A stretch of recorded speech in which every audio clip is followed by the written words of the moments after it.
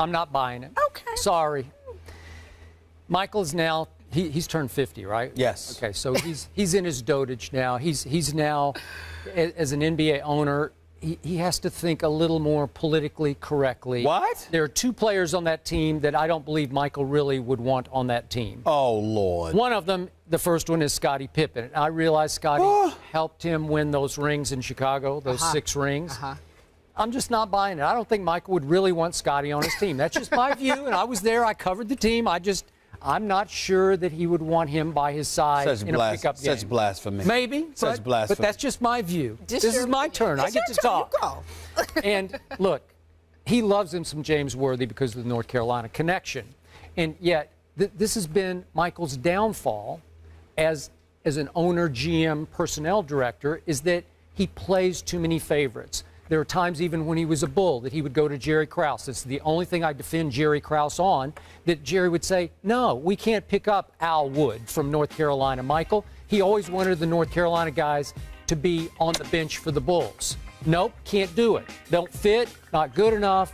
You're blind. You're seeing Carolina blue, Michael, and you can't operate a team that way. So in this case, I don't think either one of those really belong on that team, because I can think of dozens of players better than those two for this team. I'm obviously fine with Magic, and I'm okay with Olajuwon. I could do a little better than Olajuwon, as we will soon see. But other than that, here's the bottom line to this. Michael Jordan could take the 3 of us to the park and beat anybody, because that's just how good Michael Jordan is. So what's your team?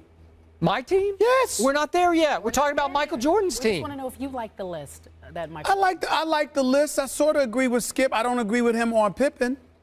And I definitely understand your point about him being teammates with Worthy at North Carolina, and that plays a factor. But let me tell you something right now. You totally disrespect Pippen. I don't totally disrespect. He's just not Michael Jordan. Well, again, nobody. Well, obviously, neither of the other 4 dudes on the squad, because there's only one Michael Jordan. He's many things. He's the GOAT, the greatest of all time. But he ain't 5 people.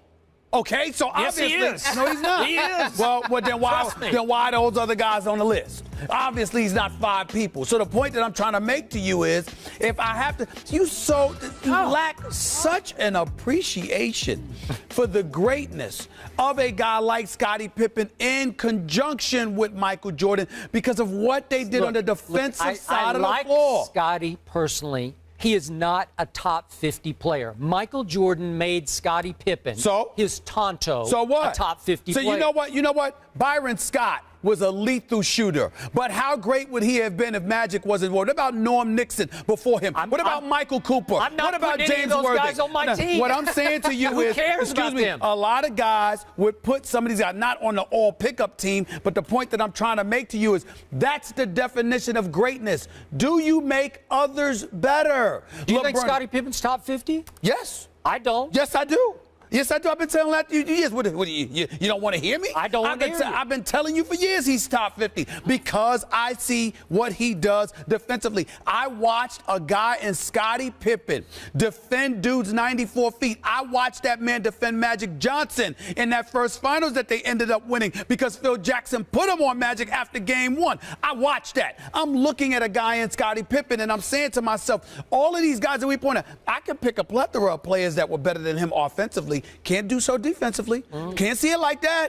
And to me, those two count. Those two count. When you look at a LeBron James, as great as he is, one of the things that goes vastly underappreciated about LeBron is LeBron will get up in you and D you up. We don't mention that enough because he averages 27, 8, and 8. But LeBron can D up too. Scottie Pippen better than LeBron James? Excuse me?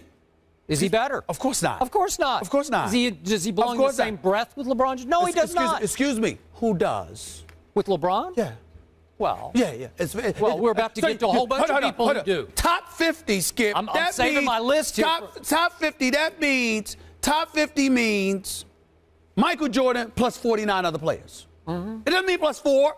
You trying to tell me when I sit there and say to you, Scottie Pippen, he's not better than Michael. He's not better than LeBron. What happened to Scottie Pippen when he left the Bulls as they broke up in '98? He got old. And he went to Houston. He got and old. He went to Portland. He got He old. wasn't that old. Excuse me, 6 years in an NBA championship, going to the Eastern Conference Finals 2 years in a row before that, when Michael was going, carrying the team and getting robbed by Hugh Hollins at the Garden against my Knicks. And I'm saying that. Scottie Pippen, all of that mileage that was on his body, by the time he got to Houston, he was old. In his prime, you're trying to tell me that Scottie Pippen, Houston? excuse me, if he's a top 50 player, he can't even get the Rockets. Excuse me, top 50 of all time, not top 50 after 6 years in Chicago. After 6 years? After six titles, after 6 titles in Chicago. Top 50, not after 6 titles in Chicago, but you're the only person that I know that would ignore 6 world championships. 6! Yeah, 6. One guy won all 6. What did Michael? Listen, Michael Jordan is the greatest player in my lifetime, as far as I'm concerned, the greatest player I've ever seen. He is the GOAT, the greatest of all time. I'm not disputing that. What did Michael win before Scottie developed? Well, what did he win? Guess who he was running into? The bad boy What Pistons, did he win? Larry what Bird did he win? and Magic what Johnson. Did he win? No, not Come Magic on. Johnson. He didn't run into Magic Johnson. Before then, if you must know, it was Bird with McHale and Parrish and those boys in Boston. And then it was the bad boy Detroit Pistons with Isaiah Dumas. I'm saying you had Isaiah, you had Dumas, you had Sally, you had Lambert, you had Mahorn, you had Vinny and the Microwave Johnson. You had all of these boys, and you needed Michael Jordan couldn't do it by himself because Chuck Daly had invoked the Jordan rules. If you don't have Scottie Pippen ready, do you win, yes or no? Do you win? Because the rules allowed the Pistons to just beat Michael up. Do they win? Well, he needed somebody. They didn't change the rules. I mean, they had Bill Whittington at They didn't center. change the Come rules. on. Excuse Seriously? me. You had a 3-headed monster. You had 3 7-footers I who could have put banged. anybody in there. No, you couldn't. I could have. You had to ask Phil Jackson. If you don't develop Scottie Pippen, you don't win.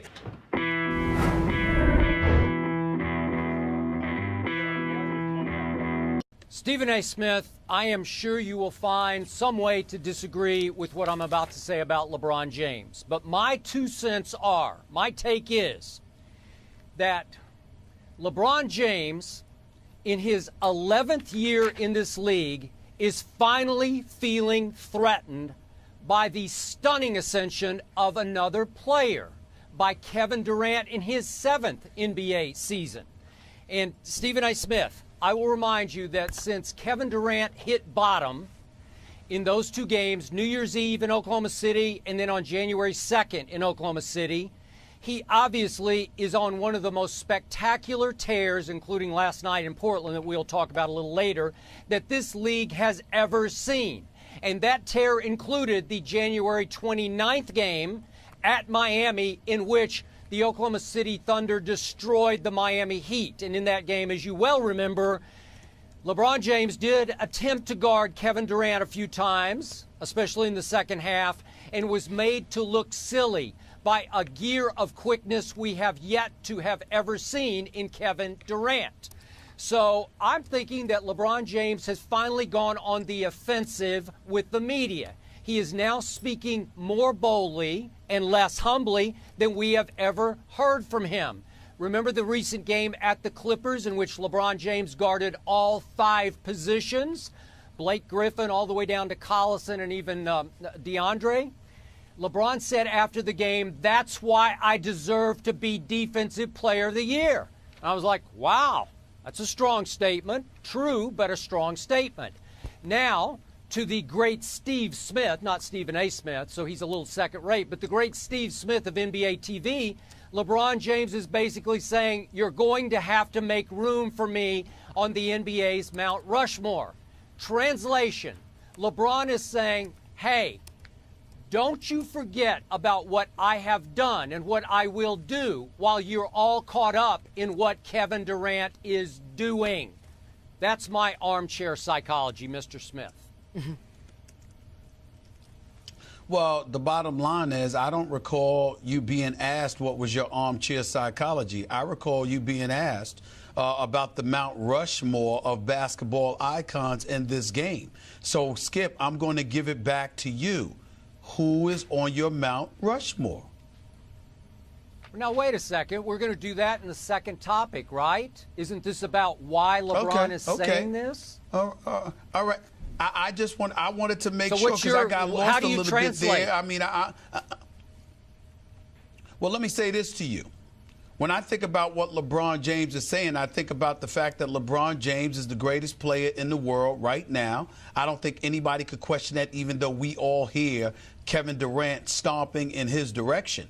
I think LeBron James is putting the world on notice and being a bit bold, I might add, by finally sticking out his chest and saying, okay, look at what I've done. For years, I was maligned because I couldn't get over the hump. But now I've been to 3 consecutive NBA finals. I'm a reigning 2-time NBA world champion, not to mention a 4-time league MVP. It's about time y'all recognize what I'm bringing to the table. And that's what this is all about, because what happens is you can bring up Kevin Durant or anybody else that you want to, but it's beautiful that LeBron James picked this time. His timing, as far as I'm concerned, is impeccable because he's saying it while he's a champion. If you spend so much time, Skip Bayless, maligning him, what he hasn't done, what he refused to do, what he hadn't maturated into, well, then why would we sit there and just summarily bypass what he has ultimately achieved and start heaping other expectations on his shoulders? In his own way, as our very own Chris Broussard pointed out on SportsCenter yesterday, LeBron is doing it himself because he's giving you indications as to what you can expect and what he may end up doing. And he's saying that he's just getting started. He's not near finished yet. But at the same time, what he is also recognizing is that the Kevin Durants of the world are coming, and by no means would it be fair, after spending so much time maligning and ridiculing and lamenting what he hasn't done, now that he's done it, let's not just gloss over that so quickly and be so quick to heap praise and expectations and all of this and all the other laudables on the shoulders of somebody else. Let's take a moment to pause and acknowledge what this man is doing and what he has been doing over the last 2 to 3 years. And I really don't have a problem with that because I think that's in the interest of fairness, which I'm all about. So you do agree with my premise that Kevin Durant's explosion has prompted LeBron to be a little more outspoken, a little less humble than we have heard in the past? I wouldn't go that route, Skip. What I'm saying is it's not Kevin Durant's explosion. It's our willingness to talk about Kevin Durant in a fashion rife with laudables at the expense of LeBron. If you're LeBron James and you had to spend a vast majority of your first 9 years taking so much heat for what you didn't do, why should you allow the world to just gloss over your greatness because they're ready to anoint somebody else?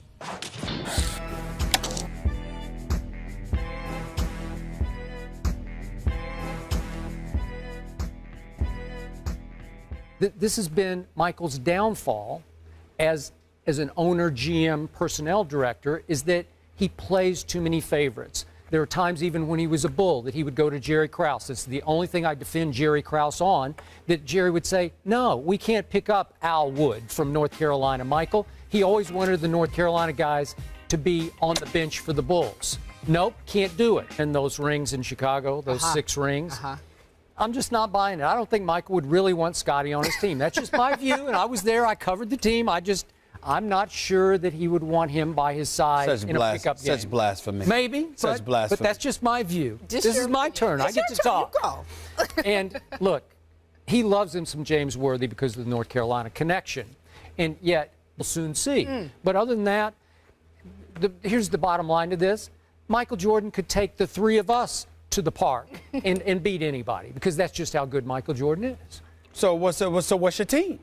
My team? Yes. We're not there yet. We're talking about Michael Jordan's team. I just want to know if you like the list that Michael. I like the list. I sort of agree with Skip. I don't agree with him on Pippen. I'm not buying it. Okay. Sorry. Michael is now he's turned 50, right? Yes. Okay, so he's in his dotage now. He's now, as an NBA owner, he has to think a little more politically correctly. What? There are 2 players on that team that I don't believe Michael really would want on that team. Oh, Lord. One of them